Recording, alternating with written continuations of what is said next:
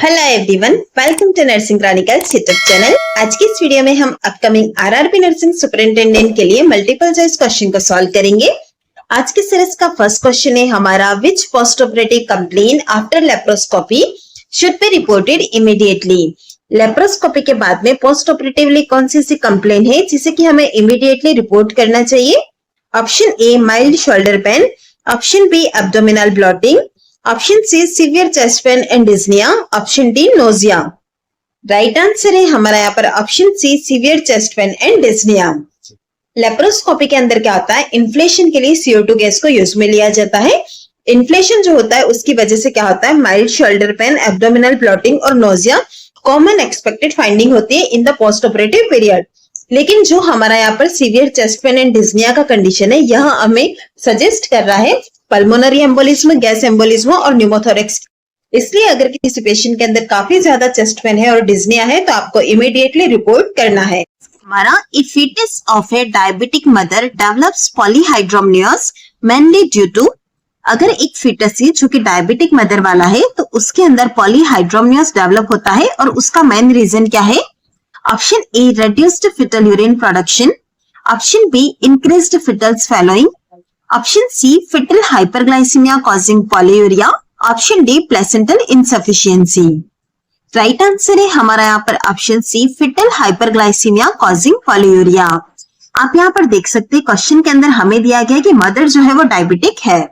अब जहां पर डायबिटिक है तो वहां पर क्या होगा, फिटल के अंदर पॉलीयूरिया प्रेजेंट होगा, यानी कि एक्सेसिव यूरिन आउटपुट होगा फिटल का, तो जिसकी पॉलीहाइड्रेशन डेवलप होती है। इसलिए आप देखेंगे ऑप्शन सी यहाँ पर हमारा राइट आंसर रहेगा। नेक्स्ट क्वेश्चन है हमारा, विच nursing intervention is contraindicated in A newborn with suspected oesophageal atresia. अगर हमारे पास सस्पेक्टेड केस है इसोफेजियल एट्रेजिया का, तो इसके अंदर कौन सा ऐसा नर्सिंग इंटरवेंशन है जो कि कॉन्ट्राइंडिकेटेड होगा न्यूबॉर्न में? Option A head up positioning, option B continuous oropharyngeal section, option C oral feeding trial, option D IV fluid administration. Right answer है हमारा यहाँ पर option C oral feeding trial. अगर हमारे पास कोई केस आता है इसोफेजियल एट्रेजिया वाला तो वहां पर आपको क्या करना है, हेड अप पोजिशनिंग देनी है ताकि जो सिक्रेशन है उसे वो स्वेलो ना कर ले।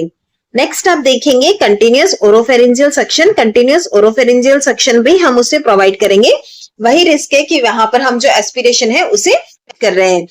नेक्स्ट हम ओरली कुछ दे नहीं सकते इस पेशेंट के अंदर, इसीलिए हम एडमिनिस्टर करेंगे आईवी फ्लूइड को।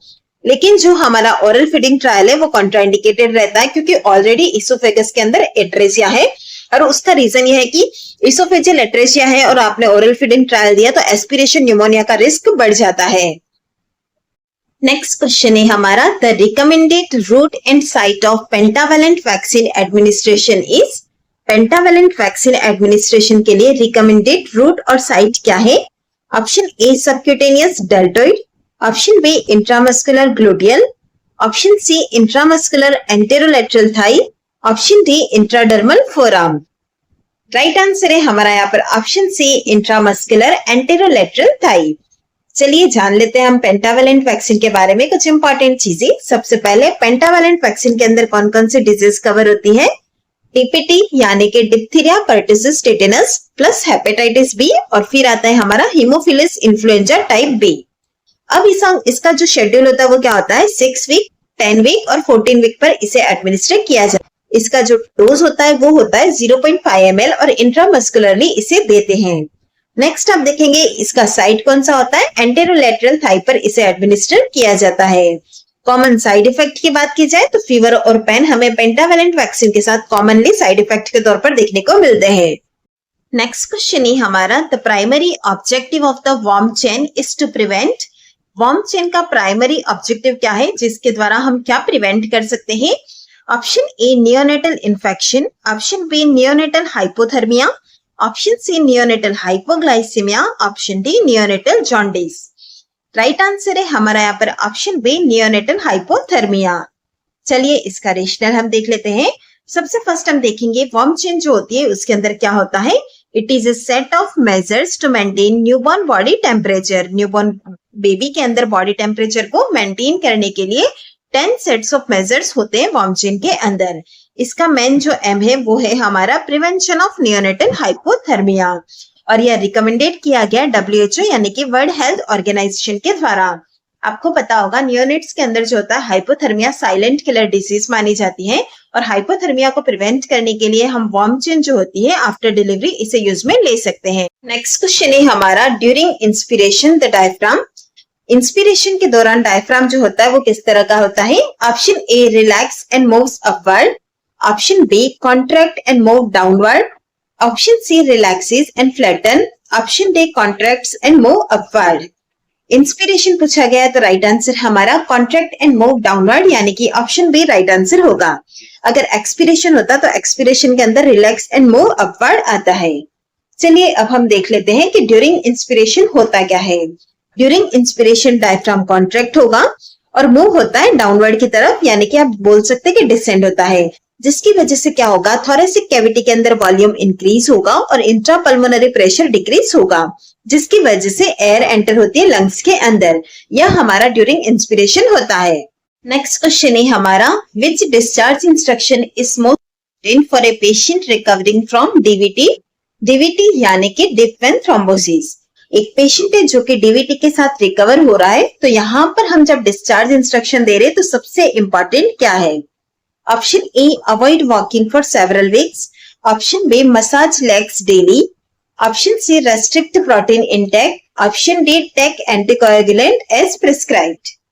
राइट आंसर है हमारा यहाँ पर option D take anticoagulant as prescribed. चलिए जान लेते हैं हम डीवीटी के बारे में कुछ इंपॉर्टेंट चीजें। सबसे पास जब भी हमारे पास कोई पेशेंट होता है डीवीटी वाला, तो वहां पर हम अफेक्टेड लिम्ब के अंदर मसाज के लिए अलाउ नहीं करते हैं। अब इसके अंदर हम क्या केयर प्रोवाइड करते हैं? Bed rest plus limb elevation acute phase के अंदर दिया जाता है। जब भी डिस्चार्ज हो रहा है पेशेंट, तो वहां पर हम एडवाइस करते हैं एंटीकोएगुलेंट जो है उसे कंटिन्यू लेना है जैसा उन्हें प्रिस्क्राइब किया गया है, क्योंकि यहाँ पर चांसेस रहते हैं पल्मोनरी एम्बोलिज्म के, तो उसके साइन को भी आइडेंटिफाई करना है। नेक्स्ट हम एडवाइस करते हैं कंप्रेशन स्टॉकिंग के यूज को, और यह क्या करती है, विनस स्टेसिस जो होता है उसे प्रिवेंट करने में हेल्पफुल होती है। तो इस तरह से आप देख सकते हैं वन लाइनर जो इंपॉर्टेंट चीजें हैं डीवीटी से रिलेटेड, जो कि हमें एग्जाम पॉइंट ऑफ व्यू से इंपॉर्टेंट है, वो हमने यहाँ पर प्रोवाइड की है। नेक्स्ट क्वेश्चन है हमारा which condition involves inflammation of all 3 layers of the heart. कौन सी ऐसी कंडीशन है जो कि हमें इन्वॉल्व होती है कि तीनों ही लेयर ऑफ द हार्ट के अंदर इन्फ्लामेशन हो गया है? Option A endocarditis, option B pericarditis, option C myocarditis, option D pancarditis. Right answer है हमारा यहाँ पर ऑप्शन डी पेनकार्डाइटिस। चलिए यहाँ पर हार्ट लेयर के अंदर इन्फ्लामेशन होता है तो उसके नाम किस तरह से होते हैं वो देख लेते हैं। अगर इन्फ्लामेशन पेरिकार्डियम के अंदर हो तो उसे आप कहेंगे पेरिकार्डाइटिस, अगर इन्फ्लामेशन मायोकार्डियम के अंदर हो तो उसे हम कहते हैं मायोकार्डाइटिस, अगर इन्फ्लामेशन एंडोकार्डियम के अंदर हो तो वो हमारा एंडोकार्डाइटिस कहलाता है।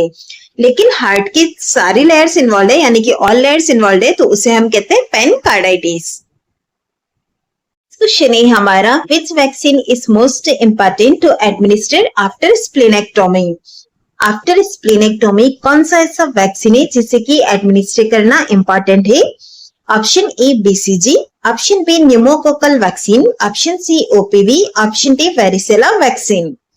राइट आंसर है हमारा यहाँ पर ऑप्शन बी न्यूमोकोकल वैक्सीन। चलिए इसका रेशनल हम देख लेते हैं। सबसे फर्स्ट यहाँ पर हमें जो दिया गया वो है स्प्लीनेक्टोमी, मतलब होता है removal of the spleen. Spleen के रिमूवल के बाद में न्यूमोकोकल वैक्सीन को एडमिनिस्टर करना इंपॉर्टेंट है, क्योंकि जो स्प्लीन होती है उसका की रोल होता है इन रिमूविंग इनकैप्सुलेटेड ऑर्गेनिज्म, जिसके एग्जाम्पल में आप देखेंगे स्ट्रेप्टोकोकस न्यूमोनिया, इन्हें यह रिमूव करता है। तो यहाँ पर स्प्लीन जो होगा अगर उसे रिमूव कर देंगे तो यह चीज पॉसिबल नहीं होगी, तो वहां पर हम न्यूमोकोकल वैक्सीन को एडमिनिस्टर करेंगे ताकि हम इस इन्फेक्शन के रिस्क को प्रिवेंट कर सके हैं। नेक्स्ट क्वेश्चन है हमारा which sign indicates severe LRTI in a child. LRTI मतलब लोअर रेस्पिरेटरी ट्रैक्ट इन्फेक्शन। कौन सा ऐसा साइन है जो कि इंडिकेट करता है कि सीवियर एलआरटीआई हुआ है, और वो भी आपको चाइल्ड के अंदर बताना है। Option A mild cough, option B chest indrawing, option C normal feeding, option D clear breath sound. Right answer है हमारा यहाँ पर option B chest indrawing. Chest indrawing हमें इंडिकेट कर रहा है सिवियर रेस्पिरेटरी डिस्ट्रेस की तरफ। तो हमें अगर यह साइन प्रेजेंट देखने को मिल रहा है, मतलब कि इंडिकेट कर रहा है कि यहाँ पर हमारे चाइल्ड की कंडीशन और ज्यादा सिवियर है।